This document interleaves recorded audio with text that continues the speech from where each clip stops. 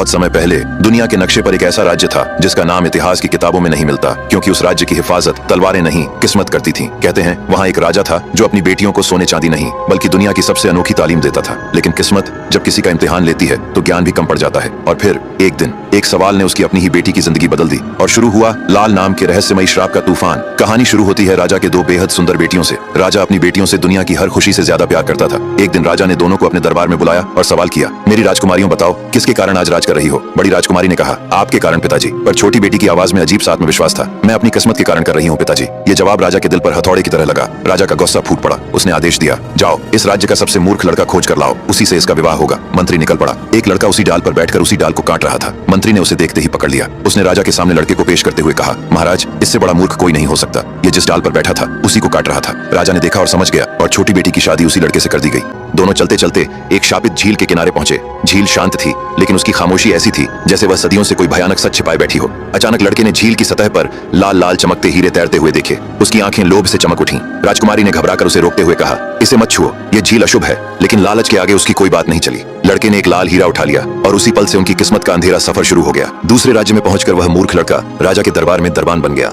एक दिन दरबार में जुए का खेल चला तो उसने वह लाल हीरा दांव पर रख दिया। सबकी आंखें उस लाल की चमक में खो गईं और मूर्ख की किस्मत अचानक पलट गई। कुछ ही दिनों में उसने उस लाल से बहुत रुपए जीत लिए। दरबारियों की ईर्ष्या भड़क उठी और यह बात राजा तक पहुंची। राजा ने हीरा देखा तो उसने बिना देर किए हीरा छीन लिया और इसे अपनी बेटी को दे दिया। राजकुमारी ने उस लाल को गले में पहन लिया। उसने एक तोता और मैना पाल रखा था। उसकी पालतू मैना बोली, राजकुमारी यह लाल तो बेहद सुंदर है, किंतु तोता बोला, तुम क्या जानो, लाल का जोड़ा होता तो और सुंदर लगता। ये सुनकर राजकुमारी के दिल में दूसरा लाल पाने की आग जल उठी। वह सो गई और सुबह तक न खाई न पिया, बस एक जिद करती रही, एक और लाल चाहिए, नहीं तो मैं मर जाऊंगी। राजा डर गया क्योंकि एक ही बेटी थी और उसने मूर्ख दरबान को आदेश दिया कि एक और लाल ला कर दो, नहीं तो पूरे परिवार को गड्ढे में जिंदा दफना दिया जाएगा। वह घर आया और राजकुमारी को सारी बात बताई। राजकुमारी बोली, मैंने उसी दिन आपको कहा था कि लालच न करें, नहीं तो खतरा होगा, पर अब हो भी क्या सकता था। मूर्ख युवक लाल की खोज में निकल पड़ा। चलते चलते वह उसी नदी किनारे पहुंच गया। उसने सोचा, क्यों ना इस बात का पता लगाया जाए कि ये हीरे कहां से बहते हुए आ रहे हैं। यही सोचकर वह नदी के किनारे किनारे चल दिया। एक जगह उसने देखा कि किसी लड़की का सिर कटा है और उसका खून नदी में टप टप गिर रहा है। खून लाल बन रहा है और वही लाल नदी की धारा में बह रहा है। यह देखकर वह चुपचाप एक पेड़ पर चढ़कर छुप गया और छुप छुप कर देखने लगा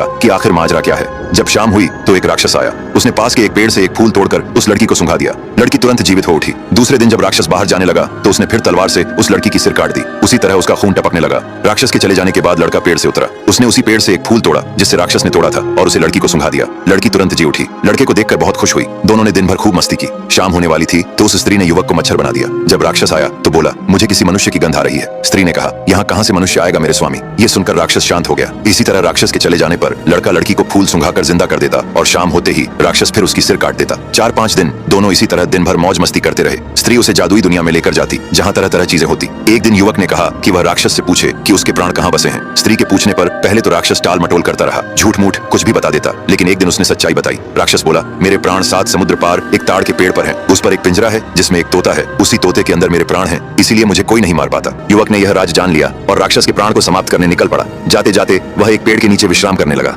थका होने के कारण उसे नींद आ गई। उसके सोते ही एक जहरीला सांप निकला और उसे काट लिया। दर्द से उसकी नींद खुल गई और वह तड़पने लगा। वहीं पास की एक गुफा में एक भेड़िया अपनी पत्नी और बच्चों के साथ रहता था। उसने युवक की दर्द भरी पुकार सुनी और उसके पास पहुंच गया। उसने देखा कि युवक को किसी जहरीले सांप ने काट लिया है। भेड़िया बोला, भाई तुम कौन हो ये तो मैं नहीं जानता, पर तुम्हें बचाना मेरा कर्तव्य है। भेड़िया युवक को अपनी गुफा में ले गया। उसकी पत्नी एक मनुष्य को देखकर डर गई। भेड़िया ने कहा, डरो मत, यह एक भला मनुष्य है, हमें इसकी जान बचानी होगी और इसका एक ही उपाय है, अगर पहाड़ के उस पार रहने वाली विषारिणियों के सिर का गूदा मिल जाए तो इसकी जान बच सकती है। भेड़िया ने देर किए बिना अपनी पत्नी से कहा, मैं अभी विषारिणी के पास जाता हूँ, तुम इस मनुष्य की देखभाल करती रहना। भेड़िया पहाड़ की दूसरी तरफ पहुंचा। वहां का दृश्य किसी दूसरी दुनिया जैसा था। अचानक सामने एक प्राणी आई जिसका निचला हिस्सा चमकीले मोर जैसा था और ऊपर का हिस्सा स्त्री का। वह गरज कर बोली, कौन है जो विषारिणी की भूमि में पैर रखने की हिम्मत करता है? भेड़िया कांपते हुए बोला, हे देवियों, मैं आपकी शरण में आया हूँ। एक मनुष्य मर रहा है, कृपा करके उसकी मदद करें। विषारिणियों की टोली इकट्ठी हो गई। फिर उनकी मुखिया धीरे से मुस्कुराई और बोली, ठीक है भेड़िए, हम सहायता करेंगे, लेकिन एक शर्त है। भेड़िया बोला, कैसी शर्त? मुखिया बोली, जिस मनुष्य को तुम बचाना चाहते हो वह जिस राक्षस का नाश करने निकला है वह साधारण राक्षस नहीं है, वह हमारी रानी का शत्रु है। राक्षस जब मरेगा तब तुम हमें उसका प्राण मृत्यु का चक्र लाकर दोगे। भेड़िया चौंक गया। प्राण मृत्यु का चक्र? वह क्या है? विषारिणी बोली, राक्षस के तोते में उसका प्राण बसा है। जब वह प्राण नष्ट होगा तो उससे एक प्रज्वलित शक्ति निकलेगी। उसे एक शीशी में बंद करके मुझे सौंपना होगा, तभी मैं उस मनुष्य की मदद करूंगी। भेड़िया समझ गया कि सौदा कठिन है, लेकिन युवक को बचाने के लिए वह तैयार था। उसने सिर झुकाकर कहा, मैं यह सौदा स्वीकार करता हूँ। विषारिणी मुस्कुराई, ठीक है, चलो तुम्हारे मित्र को बचा देते हैं। विषारिणी हवा में उड़ी। उनके चमकदार पंखों से रोशनी बरस रही थी। भेड़िया उन्हें अपनी गुफा की ओर ले आया। गुफा में सांसें टूटती हुई युवक पड़ा था। विशारिणी ने अपनी उंगली के नाखून से अपने सिर से थोड़ा सा नीला गूदा निकाला और युवक के घाव पर लगाया। क्षण भर में घाव से धुआं उठने लगा और फिर काला झर बाहर निकलकर जमीन पर टपकने लगा। युवक ने पहली बार आंखें खोली। वह खोई हुई आवाज में बोला, मैं बच गया। विशारिणी बोली, हाँ, लेकिन अब तुम्हारी असली परीक्षा शुरू होती है। राक्षस के तोते में बसे हुए प्राण को अगर तुम मारने में कामयाब होते हो तो उससे निकलने वाली जीवन मृत्यु चक्र ऊर्जा मुझे देनी होगी। युवक बोला, आपकी कृपा से मेरी जान बची है, मैं इस उपकार का बदला जरूर चुकाऊंगा। उस राक्षस ने लड़की को वर्षों से कैद कर रखा है, मैं उसे भी आजाद कराऊंगा। तभी विशारिणी ने एक और भयानक बात कही। उसने कहा, जिस लड़की को तुम बचाने चले हो वह जन्म से मनुष्य नहीं है, वह राक्षस वरुणाग की बनाई हुई माया नारी है, एक जादुई स्त्री जिसका अस्तित्व उसी के जादू से बंधा है। अब ध्यान से सुनो, यहाँ से 2.5 दिन की दूरी पर विषधारों का देश समंदाल है। वहाँ की राजकुमारी विषकन्या बहुत ही सुंदर थी। उसके बोलने पर ऐसा लगता था जैसे बसंत आ गया हो। उसकी सुंदरता के चर्चे कई राज्यों में फैले थे। लेकिन एक दिन राक्षस वरुणाग ने बाग में विचरण करती हुई राजकुमारी विषकन्या को देखा। उसकी मोह में राक्षस बंध गया। वह छुप छुप कर नजर रखने लगा कि राजकुमारी को कैसे अपना बनाए, और एक रात वही हुआ। वह सोती हुई राजकुमारी को उठा लाया और उससे प्रेम संबंध बनाने को कहा। राजकुमारी ने जब मना किया तो उसने उसे मारकर उसका सिर काट दिया और विषधारों की सरहद पर रख आया। विषधारों की कुलदेवी इससे बहुत नाराज हुई और उन्होंने उसे श्राप दिया, जैसे तुमने निर्दयी होकर राजकुमारी का सिर काटा है वैसे ही अब तुम अपने शरीर से एक स्त्री बनाओगे और हर दिन उसका सिर अपने ही हाथों से काटकर फिर उसे जिंदा करोगे। उसके आंसू और खून से लाल हीरे बनते रहेंगे और हर एक हीरा तुम्हें एक क्षण की जिंदगी देता रहेगा। विशारिणी के शब्दों ने युवक के दिल में तूफान खड़ा कर दिया। उसने कभी सोचा भी नहीं था कि जिस लड़की को बचाने के लिए वह जान देने को तैयार है वह असल में एक माया है और उसका हर सांस हर आंसू राक्षस वरुणाग के जादू से बंधा हुआ है। युवक की आंखों में दर्द तैर आया। वह बोला, अगर वह माया भी है तो क्या उसकी पीड़ा असली नहीं? विशारिणी ने कहा, पीड़ा वही असली है जो दिल में उठती है। माया हो या मनुष्य, दर्द सबको जलाता है। अभी तक मैंने तुमसे कुछ छिपा रखा था। शायद तुम ये नहीं जानते कि वरुणाग का तोता जिसे तुम मारने जा रहे हो साधारण तोता नहीं है। अभी तुमने आधी ही कहानी सुनी है। तुम्हें क्या लगता है वरुणाग ने राजकुमारी विषकन्या की गर्दन क्यों काटी थी? युवक ने हैरानी से पूछा। क्यों?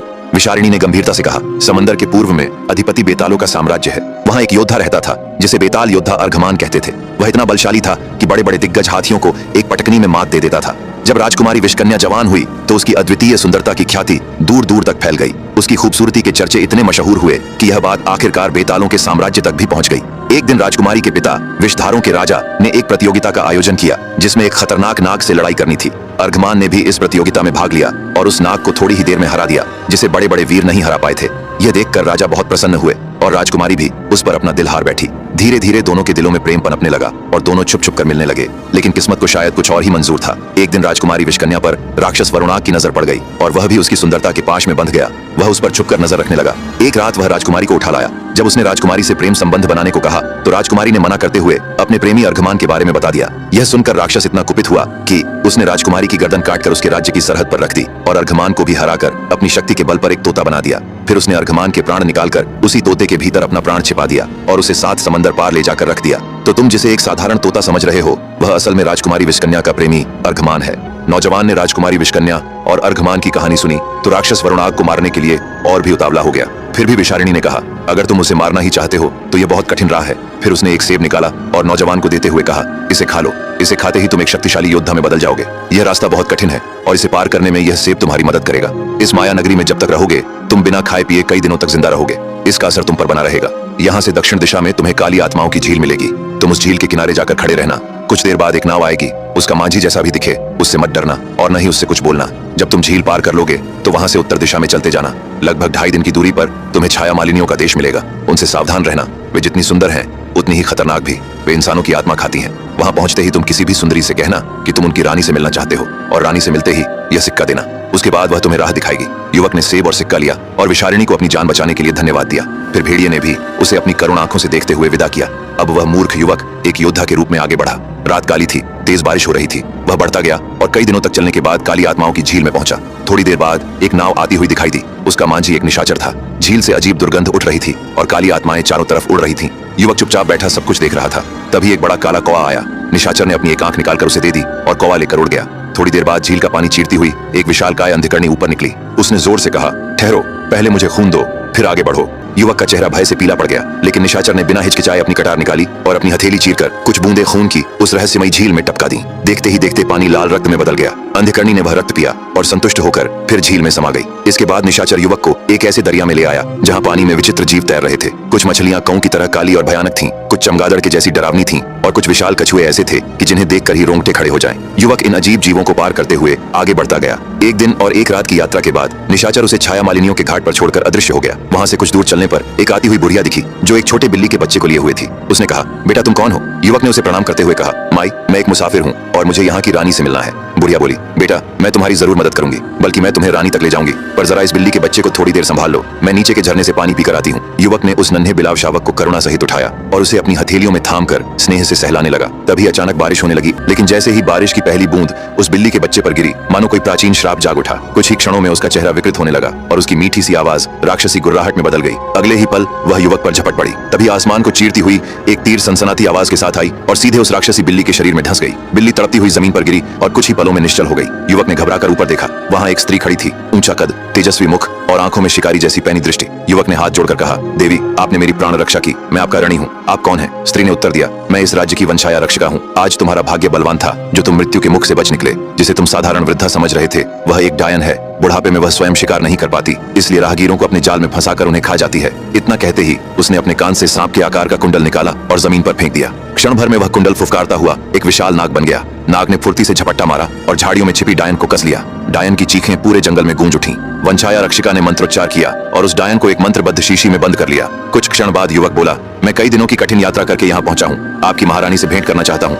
स्त्री ने गहरी दृष्टि से उसे देखा और बोली, यदि तुम्हारा उद्देश्य सच्चा है तो मैं स्वयं तुम्हें महारानी के पास ले चलूंगी। उसने जोर से ताली बजाई। अगले ही पल आकाश गर्जना से कांप उठा। बादलों को चीरता हुआ एक विशालकाय ड्रैगन नीचे उतरा। दोनों उसकी पीठ पर सवार हुए और राजधानी की दिशा में उड़ चले। राजधानी पहुंचकर युवक को महारानी के सामने लाया गया। महारानी ने गंभीर स्वर में पूछा, तुम कौन हो और मेरे राज्य में किस उद्देश्य से आए हो? युवक ने वह रहस्यमयी सिक्का निकाला और कहा, यह मुझे दूसरी लोक की रानी विशारिणी ने दिया था। उन्होंने कहा था इसे आपको सौंप दूं तो आप मेरी सहायता करेंगी। मैं राक्षस वरुणाग को मारने निकला हूँ। ये सुनते ही महारानी चौंक कर बोली, तुम जिस मार्ग पर चले हो वह मृत्यु से भी अधिक भयानक है, फिर भी मैं तुम्हारी सहायता करूंगी, लेकिन इस रूप में गए तो राक्षस और दानव तुम्हें जीवित नहीं छोड़ेंगे। कुछ क्षण रुककर महारानी बोली, पर एक उपाय है। वर्ष में एक बार राक्षस अपने इष्ट देव की पूजा करते हैं। उस दिन वे अपने स्वामी को बकरे के रक्त से स्नान कराते हैं। वह बकरा साधारण नहीं होता, वह 7 कुंवारी छाया मलिनियों की आत्माओं से रचा जाता है। इसी कारण मेरे राज्य की 7 निर्दोष सुंदरियां हर वर्ष बलि चढ़ जाती हैं और मैं चाहकर भी उनकी सहायता नहीं कर पाती। इस बार जब राक्षस बकरा लेने आएंगे तो मैं तुम्हें उसके बालों में जूं बनाकर छुपा दूंगी। तुम उसी के साथ उस द्वीप पर पहुंच जाओगे जहां वरुणाग ने तोते में अपना प्राण छुपा रखा है। युवक महारानी के आदेश पर उसी राज्य में रुक गया।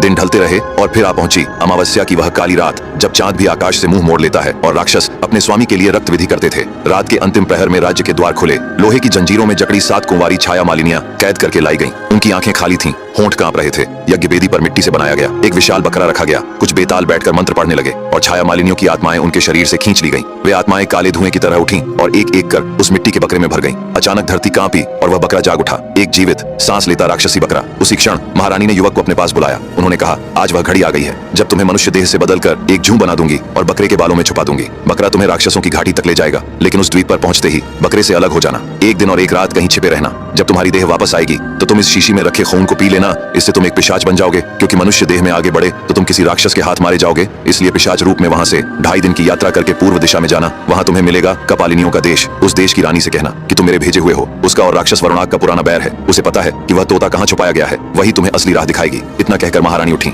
मंत्रों की गूंज गहरी हुई। युवक की देह सिकुड़ने लगी। क्षण भर में वह एक जूं बन गया। उसे राक्षसी बकरे के घने बालों में छुपा दिया गया। कुछ ही देर में बकरे को लेकर रानी सैनिकों के साथ काले समंदर की घाटी पर आई। उधर से कई विशालकाय राक्षस आते हुए दिखे। तट पर पहुंचते ही रानी ने उनका स्वागत किया और बकरा उन्हें सौंप दिया। बकरे को साथ लिए राक्षस आगे बढ़े। भयावह घाटियों और रक्त सुगंध से भरे मार्गों को पार करते हुए वे अंततः काली घाटी पर पहुंच गए। यही वह अभिशप्त स्थल था जहां राक्षसों का सरदार अपने इष्ट देव को बलि चढ़ाता था। उसने विशालकाय बकरे को अंधे पुजारी के हवाले कर दिया। पुजारी की आंखों पर काली पट्टी बंधी थी और उसके होठों से प्राचीन विकृत मंत्र फूट रहे थे। जैसे ही विधि आरंभ हुई धरती कांप उठी। हवा में खून और धुएं की तीखी गंध फैल गई। उसी बकरे के घने सख्त बालों में युवक जूं बनकर छिपा हुआ था। उसकी सांसें बेकाबू हो चली थीं और दिल की धड़कनें ऐसी गूंज रही थीं मानो राक्षस उन्हें सुन लेंगे। पर अवसर मिलते ही वह फुर्ती से बकरे से निकलकर अंधेरे शिलाखंडों के पीछे जा छिपा। एक दिन एक रात बिना हिले वहीं पड़ा रहा। दूसरी रात के अंतिम पहर उसकी देह पुनः मानव रूप में लौटी और तभी उसे रानी के शब्द याद आए। कांपते हाथों से उसने वह लाल लहू निकाला और पी लिया। जैसे ही रक्त उसके गले से उतरा उसका शरीर बदलने लगा। नसों में ज्वाला दौड़ पड़ी। आंखें अंधकार में चमक उठीं।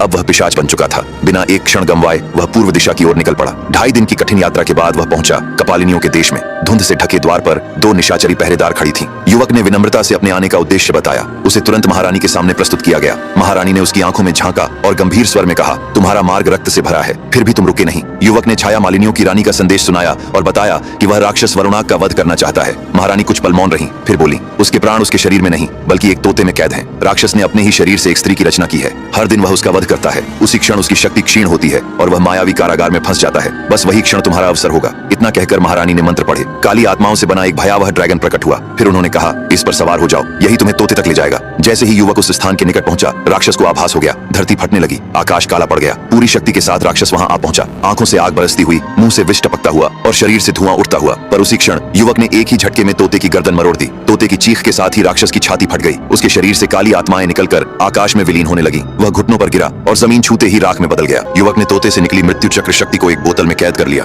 फिर वह काले ड्रैगन पर सवार होकर कपालिनियों के रहस्यमय देश में पहुंचा, जहां रानी यह जानकर बहुत प्रसन्न हुई कि राक्षस का अंत हो गया है। रानी ने अपने जादुई बल से उसे फिर से मनुष्य देह में वापस कर दिया। साथ ही उसे एक प्राचीन पत्र दिया जिसमें एक नाव कैद थी। उन्होंने कहा, इस नाव को उत्तरी समंदर में छोड़ देना, पानी में आते ही यह एक बड़ी नाव में बदल जाएगी। इस पर सवार हो जाना, यह तुम्हें छाया मलिनियों के देश तक ले जाएगी। युवक उस नाव में सवार होकर छाया मलिनियों के देश पहुंचा। रानी उसके वापस आने पर बहुत खुश हुई। वह वहां कुछ दिनों तक रहा। इसके बाद रानी ने उसे सम्मान के साथ विदा किया। युवक चलता हुआ शापित झील पहुंचा। कुछ ही देर में एक निशाचर नाव लेकर आया और उसे पार कराया। फिर वह विषारणियों के देश पहुंचा और रानी को तोते से निकली मृत्यु चक्र शक्ति सौंप दी। रानी उसे पाकर बहुत खुश हुई और उससे कुछ इनाम मांगने को कहा। युवक ने कहा, मैं इस राह पर सिर्फ एक लाल हीरा लेने निकला था, मेरी पत्नी मेरा इंतजार कर रही होगी। रानी उससे इतनी प्रसन्न हुई कि उन्होंने उसे बहुत सारा धन दे दिया। युवक वहां से खुश होकर आगे बढ़ा। रास्ते में उसे वही भेड़िया मिला जिसने उसकी जान बचाई थी। युवक ने उसे धन्यवाद दिया और आगे बढ़ गया। आखिरकार वह उस राज्य में पहुंचा जहां उसकी पत्नी थी। युवक ने राजा को कुछ लाल हीरे सौंपे और फिर अपनी पत्नी को साथ लेकर वहां से चला गया। दोनों ने एक शांत जगह चुनी। वहीं युवक ने एक छोटा सा नगर बसाया, एक सुंदर महल बनवाया और अपनी पत्नी के साथ सुकून भरा जीवन जीने लगा। तो दोस्तों, कैसी लगी आपको यह कहानी? ऐसी ही और कहानियां सुनने के लिए मेरे साथ जुड़े रहिए।